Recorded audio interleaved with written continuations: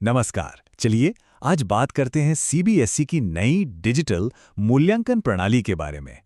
ये सिस्टम 12वीं कक्षा की आंसर शीट्स को जांचने के तरीके को पूरी तरह से बदल रहा है। तो देखते हैं कि ये काम कैसे करता है और इससे क्या फर्क पड़ेगा। तो हमारा सफर कैसा रहेगा? हम शुरू करेंगे बिल्कुल पहले स्टेप से, यानी सिस्टम में लॉगिन करने से, और फिर एक एक करके मार्किंग से लेकर फाइनल सबमिशन तक की पूरी प्रक्रिया को समझेंगे। तो सबसे पहले बात करते हैं इस सबसे बड़े बदलाव की। ये परीक्षकों के लिए एक बहुत बड़ा शिफ्ट है। कागज पर मार्किंग से निकलकर अब पिक्सल पर मार्किंग तक का सफर। हाँ, तो जो परीक्षक का लाल पेन हुआ करता था वो अब डिजिटल हो गया है।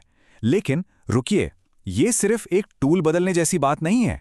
असल में ये मूल्यांकन को ज्यादा सटीक, पारदर्शी और एक जैसा बनाने की एक बहुत बड़ी कोशिश है, खासकर क्लास 12 के आंसर शीट्स के लिए।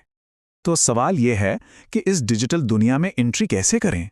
चलिए सिस्टम में लॉगिन करने का तरीका देखते हैं। ये प्रोसेस दिखने में तो सीधा साधा है, बस 4 स्टेप्स का। पर यहाँ हर स्टेप जरूरी है। आपको दिए गए यूआरएल पे जाना है, अपनी आईडी और पासवर्ड डालना है और फिर ओटीपी से वेरीफाई करना है। ये जो ओटीपी वेरिफिकेशन है ना, ये पक्का करता है कि सिर्फ सही परीक्षक ही सिस्टम में लॉगिन कर पा रहा है। अच्छा, जैसे ही आप लॉगिन कर लेते हैं, एक बहुत ज़रूरी बात, सीधे मेन असेसमेंट टैब पर कूदने से पहले स्क्रीन पर जो भी इंस्ट्रक्शंस दिए गए हैं और जो यूज़र मैनुअल का लिंक है, उसे एक बार ध्यान से ज़रूर पढ़ लें। इससे आगे का काम बहुत आसान हो जाएगा। ठीक है, हम सिस्टम के अंदर आ गए हैं। तो अब ज़रा नज़र डालते हैं हमारे डिजिटल वर्कस्पेस पर। देखते हैं कि हमारे हाथ में कौन कौन से टूल्स हैं जिनसे हम आंसर शीट्स को अच्छे से देख और जांच सकते हैं। स्क्रीन पर जो ये टूल्स हैं ना, ये असल में चेकिंग को बहुत आसान बना देते हैं। सोचिए, आप लिखावट को साफ देखने के लिए जूम इन आउट कर सकते हैं, पेज को घुमा सकते हैं, और सबसे कमाल की बात, एक ही क्लिक में क्वेश्चन पेपर और मार्किंग स्कीम देख सकते हैं। मतलब अब कागज के पन्ने पलटने का झंझट ही खत्म। चलिए अब आते हैं इस पूरी प्रक्रिया के सबसे अहम हिस्से पर, यानी कि मार्क्स कैसे देने हैं और जो डिजिटल एनोटेशन टूल्स हैं उनका सही इस्तेमाल कैसे करना है। मार्क्स देना तो मतलब बहुत ही आसान कर दिया है। बस आंसर शीट की इमेज पर राइट क्लिक करो और स्कोर चुन लो। और सबसे अच्छी बात, जैसे ही आप स्कोर चुनते हैं वो अपने आप साइड वाले पैनल में जुड़ जाता है। यानी टोटल करने में जो गलतियां होती थीं उनका चांस अब लगभग 0 है। अच्छा, एक सवाल जो सबके मन में आएगा, अगर किसी स्टूडेंट ने कोई सवाल किया ही नहीं है, उसे खाली छोड़ दिया है, तो क्या करें? उसके लिए एक सीधा साधा सोल्यूशन है, NA का बटन, मतलब नॉट अटेम्प्टेड।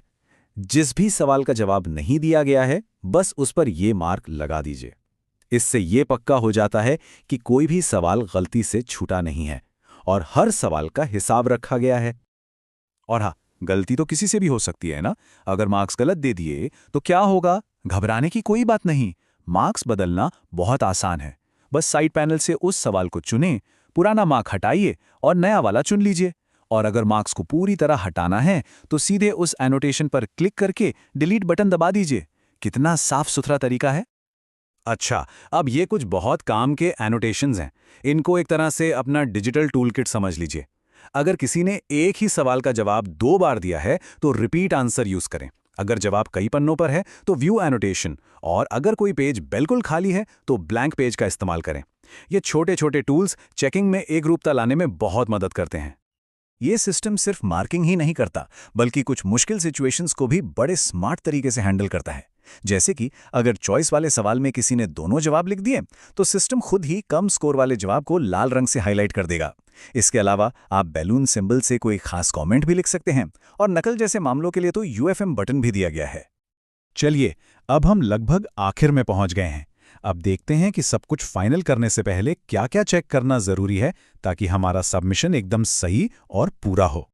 सबमिट बटन दबाने से पहले ये कलर कोडिंग सिस्टम आपकी सबसे अच्छी दोस्त है। सीधा सा हिसाब है। अगर पेज नंबर हरा है मतलब उस पेज पर मार्किंग पूरी हो चुकी है, और अगर पेज नंबर लाल है तो इसका मतलब है कि वहां कोई एनोटेशन छूट गया है।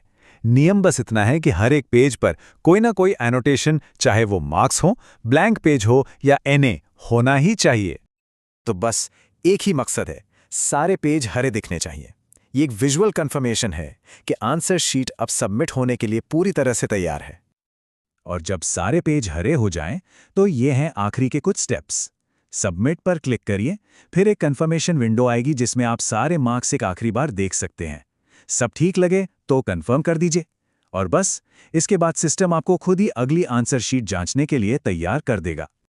और हाँ, इस पूरी प्रक्रिया को कितनी गंभीरता से लेना है, ये बात इस निर्देश से साफ हो जाती है। मूल्यांकनकर्ता के रूप में काम करने वाले सभी शिक्षकों को इस यूजर मैनुअल में दिए गए हर एक स्टेप को पूरा करना ही होगा। ये दिखाता है कि सटीकता कितनी ज्यादा जरूरी है।